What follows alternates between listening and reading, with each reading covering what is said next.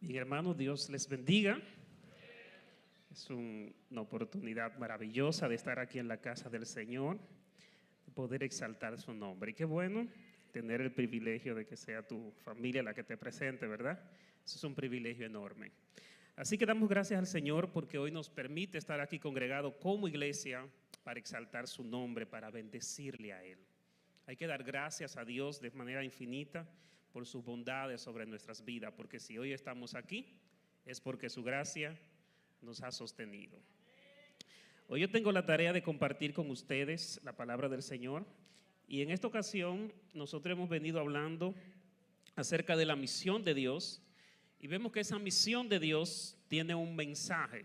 El mes pasado dedicamos gran parte del tiempo compartiendo de ese mensaje de la persona de Jesús.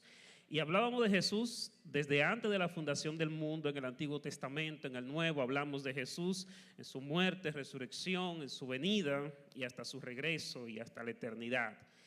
Y la tarea que nos trae este mes entonces, ¿cómo nosotros podemos encarnar ese mensaje? Ustedes han visto el tema que le hemos puesto a este servicio. ¿Cómo podemos nosotros encarnar el mensaje del Evangelio en nuestras vidas, pero en especial en nuestras familias? Y esa es una tarea enorme que nosotros tenemos por delante y yo quiero que el día de hoy nosotros nos preguntemos, ¿estamos encarnando a Cristo en nuestra familia? Es cierto que el mensaje de Cristo es vasto, es amplio, pero ¿cómo podemos nosotros como creyentes encarnar ese mensaje que cuando la gente vea nuestras familias, nos vea a nosotros, pueda ver a Cristo a través de nosotros? Así que yo quiero que tú medites en esta hermosa mañana y tú pienses por un momento, ya hemos orado, Pablo oró, no voy a volver a hacerlo, pero yo quiero que tú le digas, Señor, yo quiero que tú hables a mi corazón. Yo quiero que al salir de aquí, si yo no te estoy encarnando a ti como familia, como hombre, como mujer, como esposo, Señor, yo quiero encarnarte a ti. Yo quiero que la gente vea a Cristo a través de mí. Y pensando en esto, me preguntaba, ¿qué es lo que la gente encarna hoy como esposo, como esposa, como hijo? ¿Qué es lo que la gente ve en nosotros? Y eso nos lleva a preguntarnos realmente, ¿ve a Cristo? ¿Cuáles son esas cosas que evidencian nuestro carácter? Evidencia nuestro carácter a Cristo, ¿qué es lo que ha forjado nuestra manera de pensar, nuestra manera de actuar en nuestro día a día? ¿Qué es lo que estamos modelando ante la sociedad? ¿Qué es lo que la gente ve a través de nosotros? ¿Realmente está viendo a Cristo a través de nosotros? Esa es la pregunta que vamos a respondernos el día de hoy. Y antes de nosotros comenzar a considerar cuáles son esas cosas que deberíamos de hacer, que deberíamos de considerar para que Cristo se encarne a través de nosotros, en nuestras familias, en nuestro día a día, es importante entender que antes de yo vestirme del ropaje de Cristo para encarnarlo a Él, es posible que yo primero tenga que despojarme de ese ropaje que yo traigo viejo, de ese viejo hombre, de muchos factores que inciden en mi vida y que quizá lo que yo estoy encarnando hoy no sea realmente la figura de Cristo. ¿Qué cosas han incidido en tu vida y lo que tú evidencias hoy como esposo, como hombre, como mujer? Quizás sean los factores que estén determinando lo que tú estás encarnando en tu hogar, lo que tú le estés encarnando a tus hijos, lo que tú le estés transmitiendo a la siguiente generación. Vivimos en una sociedad que nos ha moldeado, nos ha condicionado para que nosotros encarnemos lo que la cultura nos dice que debemos encarnar. La gente vive en una cultura muchas veces centrada en el yo, una cultura machista, y pensamos que eso es lo ideal y eso es lo que tenemos que encarnar porque así la sociedad nos ha enseñado. O incluso muchas veces pensamos que mi responsabilidad de encarnar es los patrones que ha mostrado mi familia por años. Y a veces pensamos que estamos comprometidos a ser como papá era. Y mi modelo en la vida es hacer lo que papá hacía.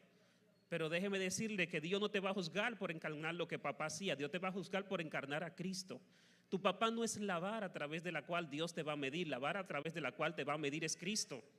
Esa es la realidad. Y es cierto que hay cosas buenas que podemos aprender de la gente que nos rodea, de nuestras familias, pero si eso no apunta a Cristo, entonces no funciona.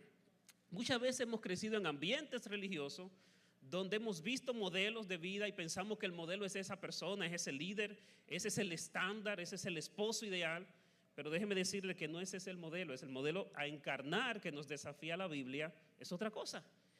Y por eso es que muchas veces cuando hablamos de encarnar a Cristo en nuestras familias cuesta tanto, porque no tenemos un parámetro claro de qué es lo que tenemos que encarnar.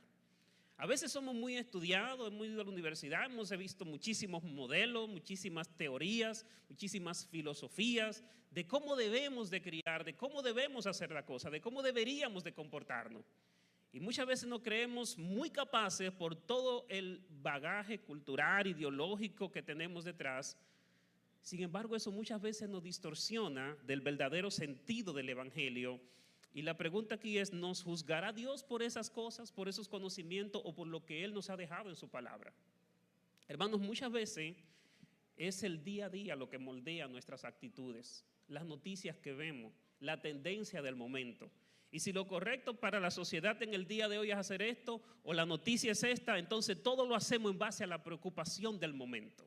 Y pasó algo a un niño de la sociedad y de repente queremos ese día ser los más protectores, pero los 364 del día del año nos olvidamos de eso. Pero la noticia a veces es lo que nos mueve a educar a nuestros hijos. Y nos sentamos con ellos en el momento que pasa una situación difícil en nuestro entorno. Y no debería ser así. Dios no nos va a juzgar porque encarnemos a Cristo en momentos ocasionales, sino siempre. Y yo tengo que saber que como familia realmente hemos tenido muy pocos modelos, incluso dentro de la misma Biblia, que nos evidencien la realidad de cómo se vive el matrimonio que nos presenta la Biblia, el matrimonio que nos presenta Cristo.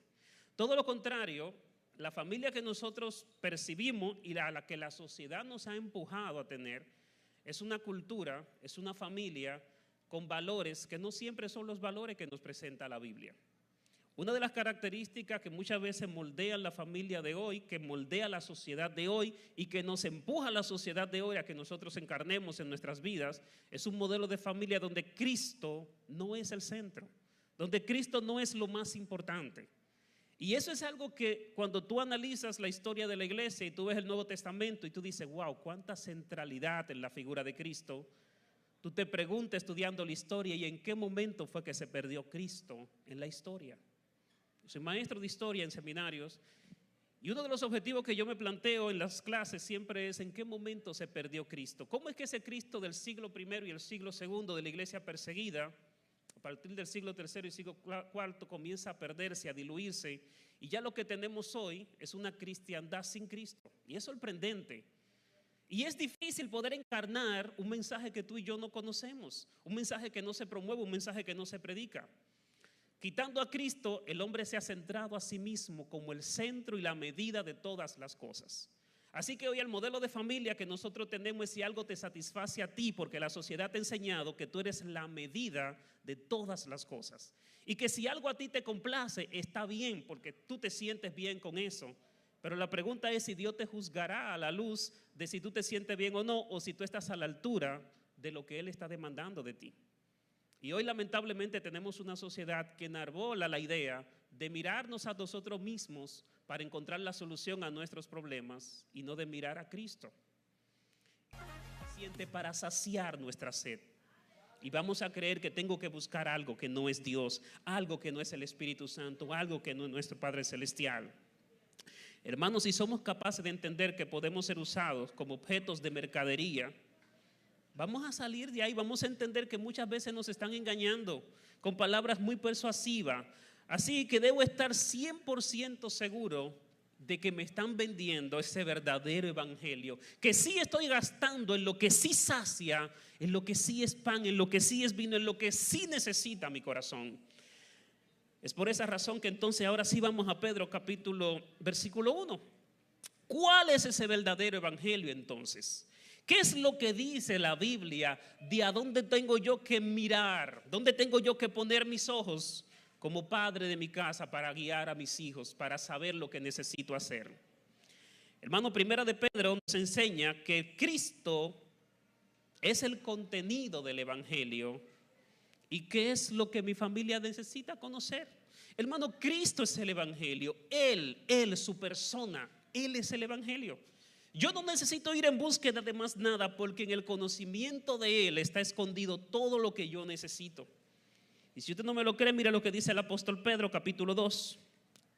Segunda de Pedro, capítulo 1, versículo 1 al 4, dice: Simón Pedro, siervo y apóstol de Jesucristo, a los que habéis alcanzado por justicia de nuestro Dios y Salvador Jesucristo. Lo único que yo tengo que estar claro aquí en primer lugar es que Cristo es mi Salvador, que yo no me debo a más nadie. Mi Señor y mi Salvador se llama Jesús y Él es quien tiene la respuesta. No fue que Él me salvó y dejó en mano de otra corriente de pensamiento la solución a mis problemas. Mando la solución a tus problemas y a mi problema están en la misma persona, en aquel que nos salvó, en aquel que nos rescató y se llama Dios, se llama Jesucristo nuestro Señor. Dice, una fe igualmente preciosa que la nuestra. El apóstol Pedro considera que no hay nada más precioso que poner nuestra fe en el señorío de nuestro Señor Jesucristo. No hay nada más bello, más grato que amerite, que merezca nuestra atención. Y oiga lo que dice el versículo 2: gracia y paz sean multiplicadas. ¿Y dónde la gracia y la paz se multiplican? Haciendo un curso de pensamiento positivo, mindfulness o lo que usted se quiera inventar por ahí. Hermano, la gracia y la paz que necesita su familia, dice el apóstol Pedro, están en el conocimiento de Dios y de nuestro Señor Jesucristo. Mire qué fácil. Usted no necesita un curso de cómo tener paz en su familia, usted necesita un curso sobre cómo conocer a Cristo y por defecto llegar a la paz. Eso es lo que está diciendo el apóstol Pedro. La paz es el resultado de conocer a la persona de Cristo Jesús nuestro Señor. Versículo 3, y mire esto: como todas las cosas que pertenecen a la vida y a la piedad.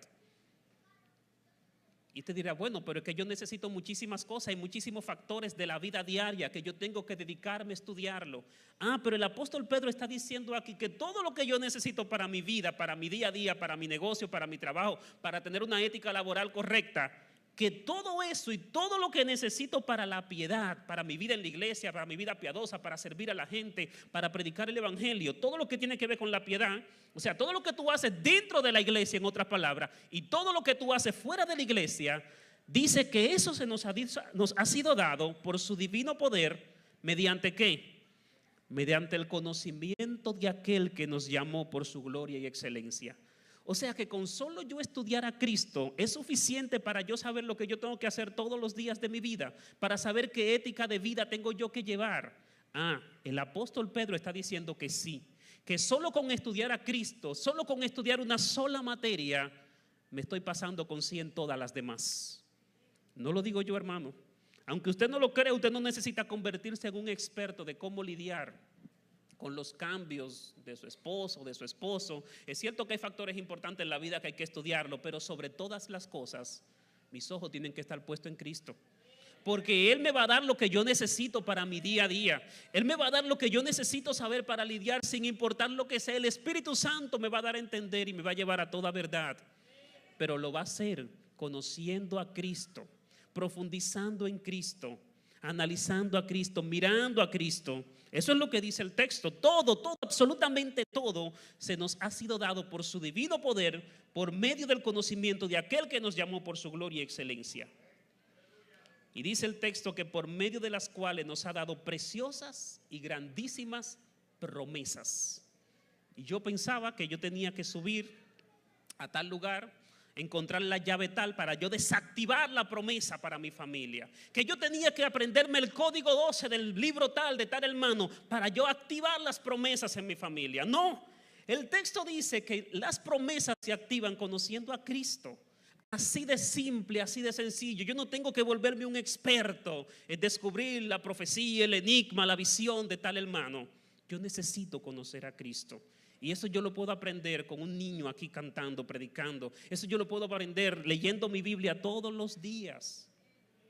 Pero tengo que poner mis ojos y mirar con un norte claro de que mi familia lo que necesita es conocer a Jesús.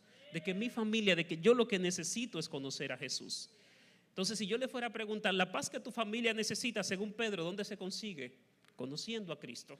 ¿Dónde está esa gracia que tu familia necesita para convivir todos los días? Conociendo a Cristo. ¿Dónde están los códigos para activar todas las promesas de Dios? Que dice el apóstol Pedro. Oiga cómo termina diciendo Pedro.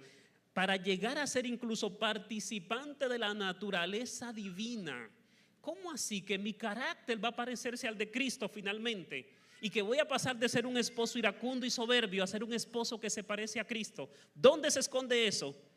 En la persona de Cristo, conociendo a Cristo. Y dice finalmente el texto, habiendo huido de la corrupción que hay en el mundo por causa de la concupiscencia. Hermano, la realidad es que le estamos pidiendo a esposos que tienen ídolos en su corazón, que son soberbios, iracundos y están llenos de pecado, que se porten bien por fuera, que hablen bonito. Un esposo que no conoce a Dios, que no tiene a Dios en su corazón, que todavía tiene ídolos ahí adentro y Cristo todavía no es su Señor, por más que yo le pide que hable bonito y que trate bien a su esposa, no tiene la capacidad de hacerlo porque es un soberbio, es un iracundo, no tiene control porque los apetitos de la carne todavía gobiernan su corazón.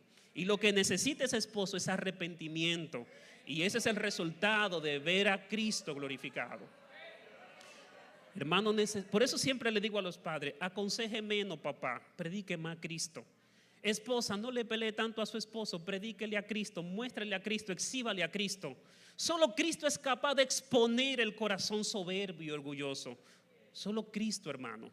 Y ese es el conocimiento que usted y yo necesitamos. Así que la respuesta del apóstol Pedro es esta. Cristo es la respuesta. Así que lo único que yo tengo que preguntarme todos los días como padre y esposo de mi casa, ¿dónde podemos encontrar a Jesús? ¿Dónde podemos ver a Cristo revelado? ¿Dónde se está hablando de Él? ¿Dónde se menciona su nombre? ¿Cuál es la canción que me presenta a Cristo? ¿Dónde está? Esa debe ser mi preocupación de todos los días, y va a suceder que voy a comenzar a ver a Cristo desde Génesis hasta Apocalipsis.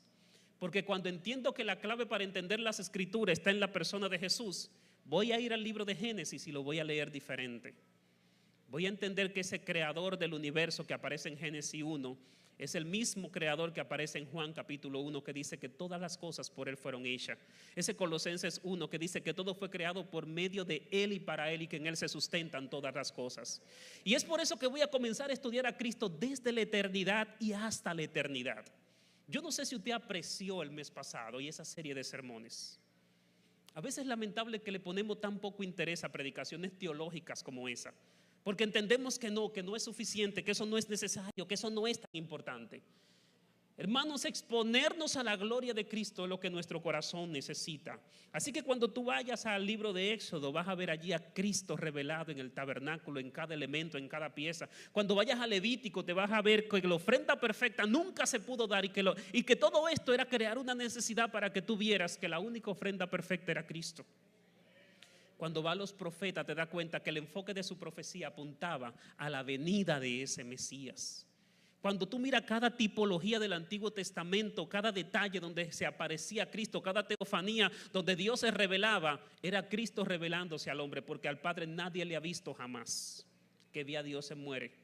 Pero Cristo era el medio a través del cual Dios se revelaba, no solo en el Nuevo Testamento, vuelvo y le digo, también en el Antiguo Testamento. Cuando usted se va a los Salmos y usted dice, wow, cuánta centralidad en Cristo hay en los Salmos.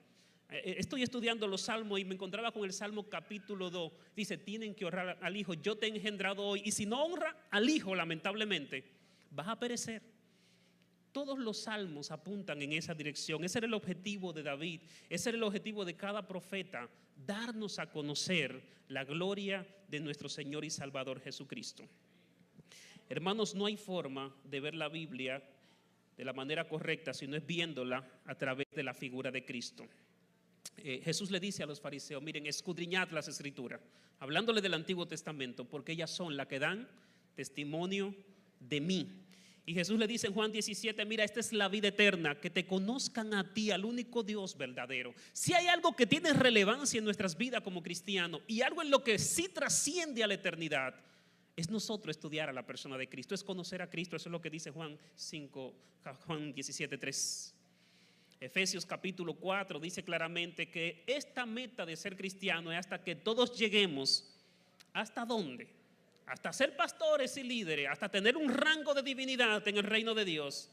No, hermano, la meta, dice Efesios capítulo 4, verso 13, que es hasta llegar a un conocimiento pleno del Hijo de Dios.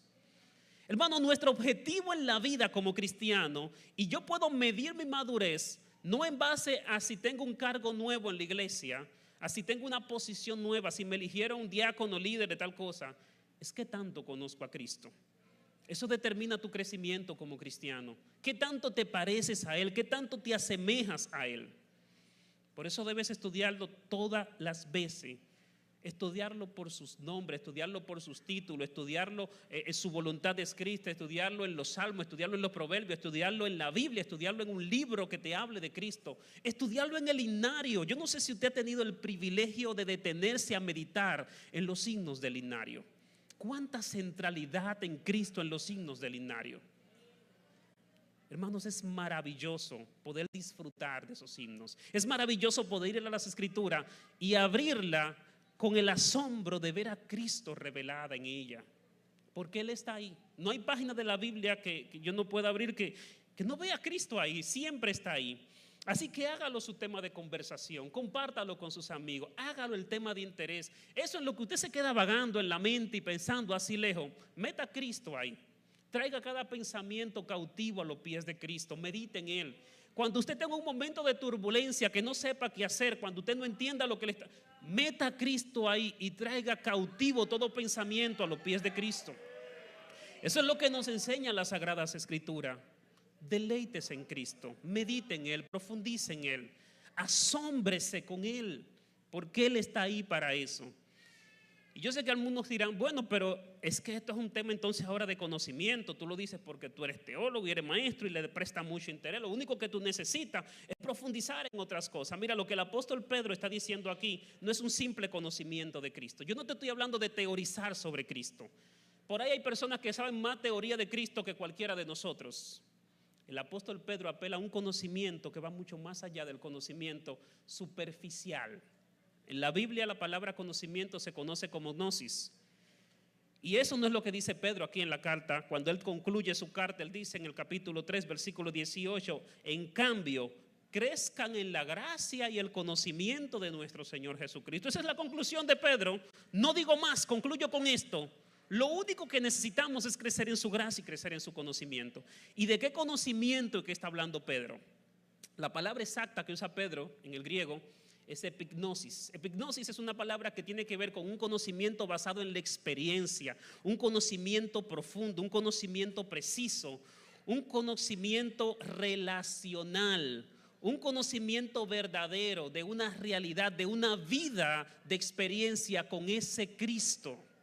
Es que cuando voy a ver sus teorías en la Biblia, cuando voy a leer de su grandeza, esa grandeza también se encarna en mi vida, la veo, la manifiesto, porque le conozco, me acerco a Él, profundizo en Él. Es un conocimiento real. No es que yo voy a leer su biografía y ya me voy a sentir un experto en Cristo. No, hermanos. Para esto es importante tener una vida devocional consciente de nuestra necesidad diaria de Cristo. Es por esta razón que la Biblia nos dice, nada podemos hacer si no es con Jesús. Y usted se preguntará, pero cierto, nada, yo no puedo hacer nada. ¿Cuántas cosas usted no hace sin Cristo? Piense a ver, ¿cuántas cosas usted no ha hecho sin Cristo? Cuando usted ofendió a su esposo, usted no estaba Cristo ahí.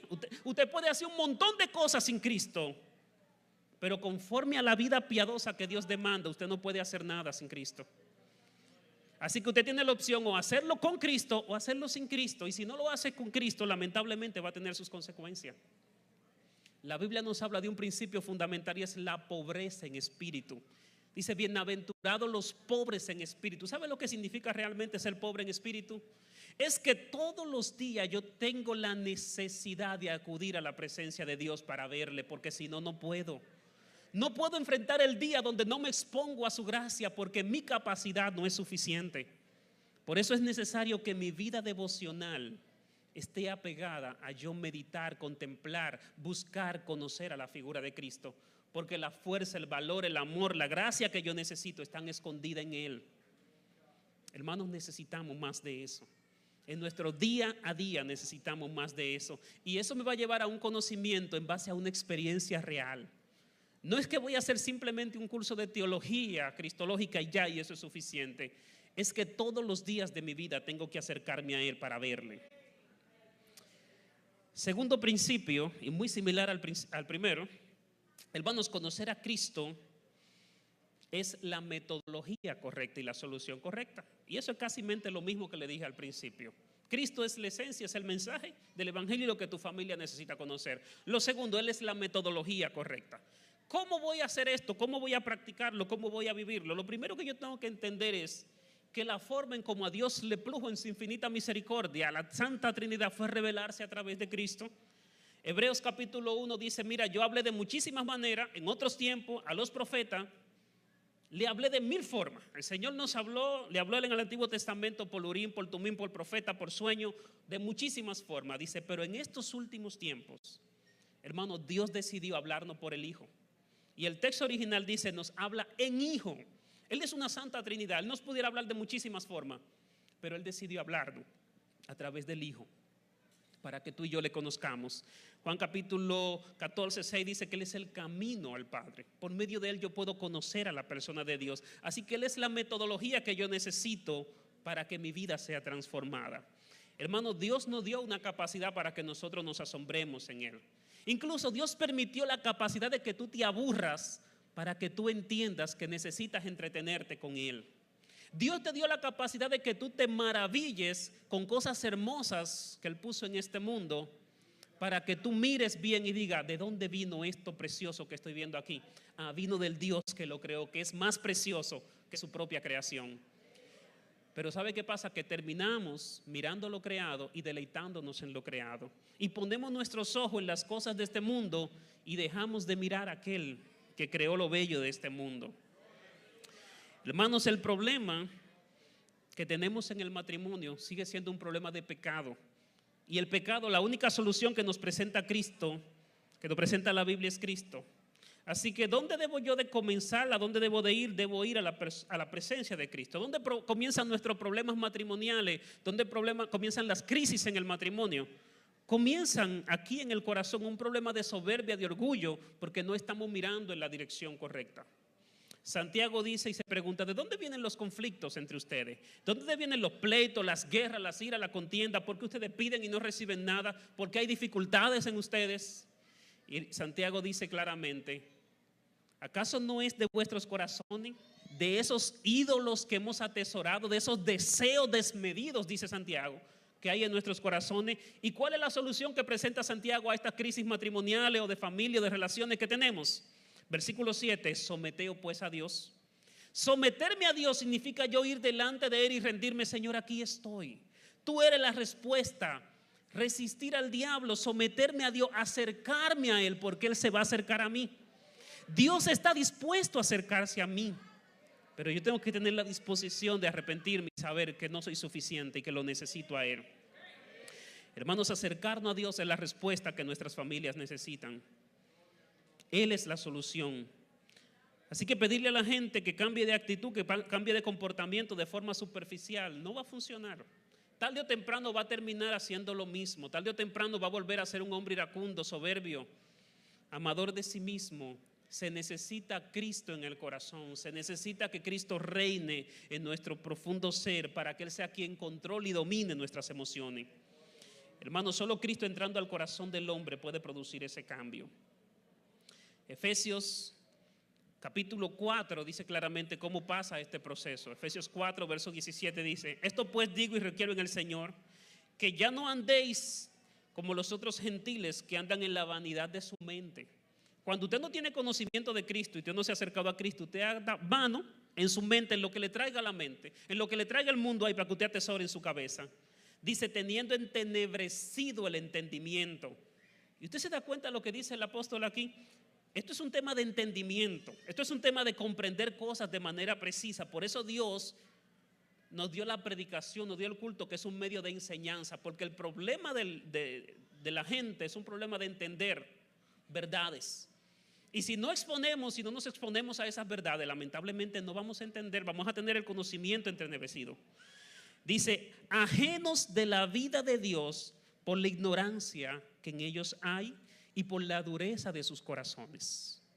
Porque puede pasar que tú te expongas todos los días a este santo evangelio, pero si tú tienes un corazón duro y tú estás ahí sentado pensando, ese mensaje no es para mí, es mi esposa la que necesita escuchar ese mensaje, y no comienzas a verte y a luzarte en el espejo de Cristo, es posible que no haya transformación en tu vida.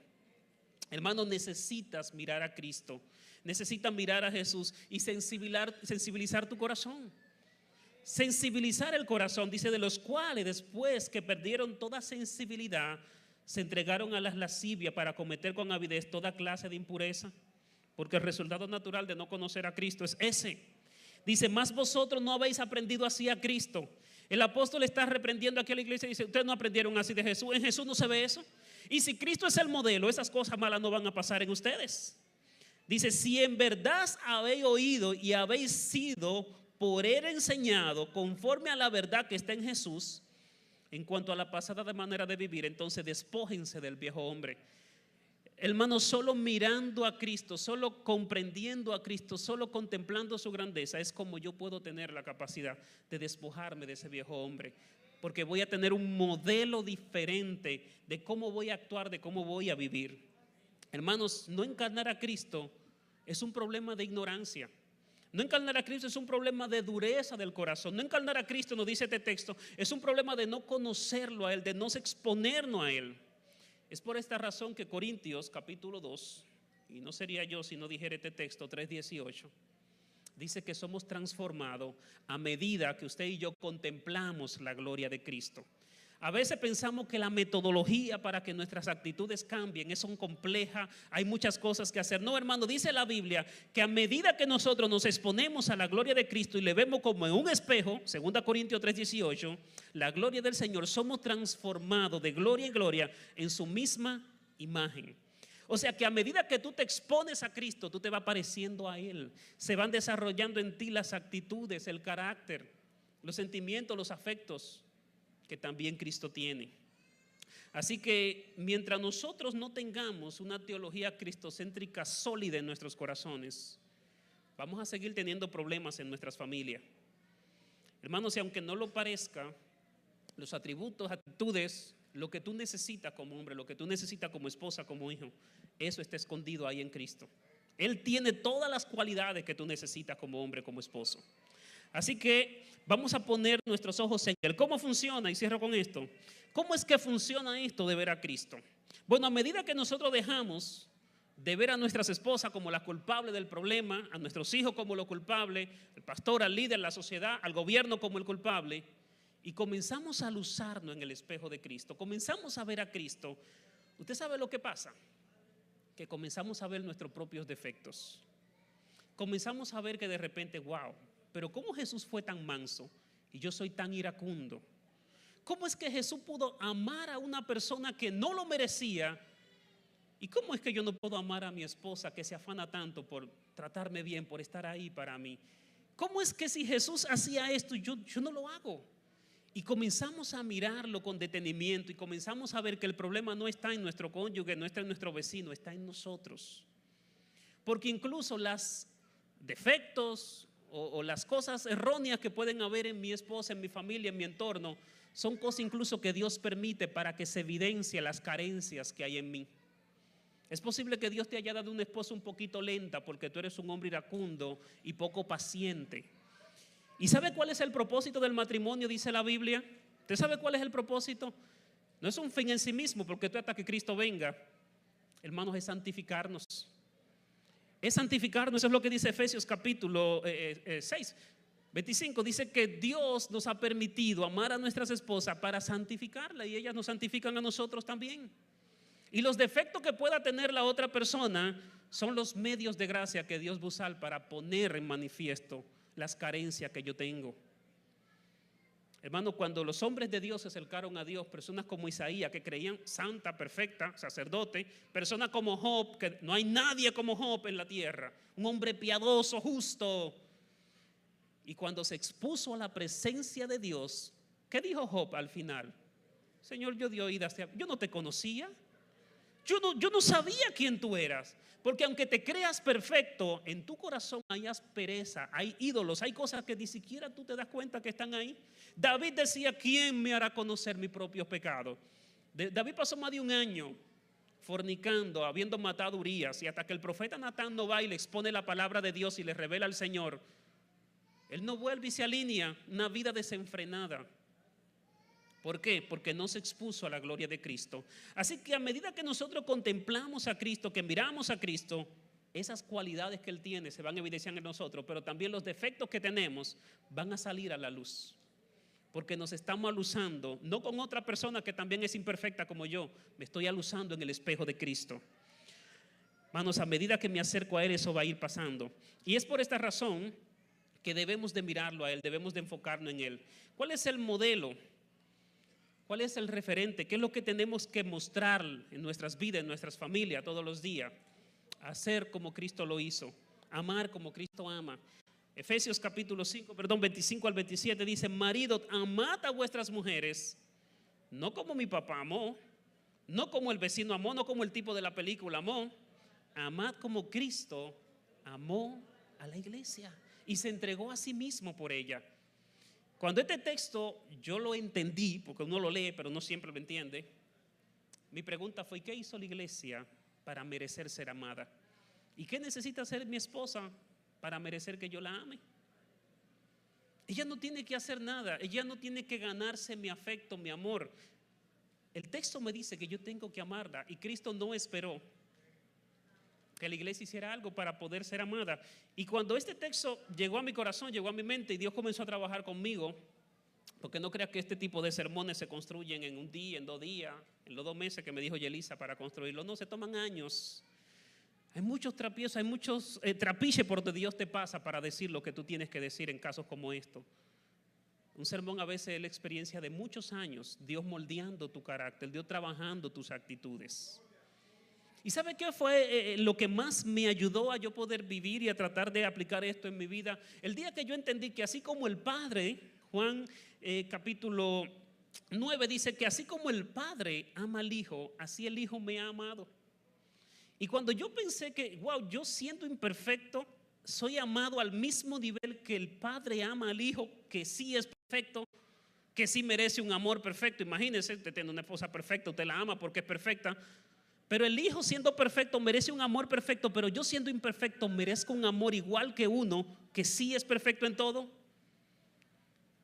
Y me di cuenta que la única forma de amar, independientemente de lo que nosotros podamos estar buscando en la otra persona, es entendiendo que ya somos amados, es entendiendo que ya hemos recibido amor, es entendiendo que el amor de Dios ha sido derramado en nuestros corazones, es entendiendo que no merecemos el amor que se nos ha otorgado y aún así el Señor nos lo ha dado. Entonces mi convicción del Evangelio, de la cruz de Cristo, de lo que el Señor hizo en la cruz del Calvario, debe ser una realidad diaria en mi vida. Yo no necesito buscar otra respuesta en otro lado, sino en la cruz de Cristo, porque me muestra su amor por mí. Y esa capacidad de Dios amarme a mí me permite yo saber cómo tengo que amar a mi esposa. Ella no necesita ser perfecta, ella necesita ser amada. Ella no necesita ser perfecta, ella necesita gracia. Ella no tiene que vivir una vida tratando de afanarse para ganarse el premio y que yo la valore, porque el mundo ama conforme a lo bueno y lo bonito que el otro te puede dar.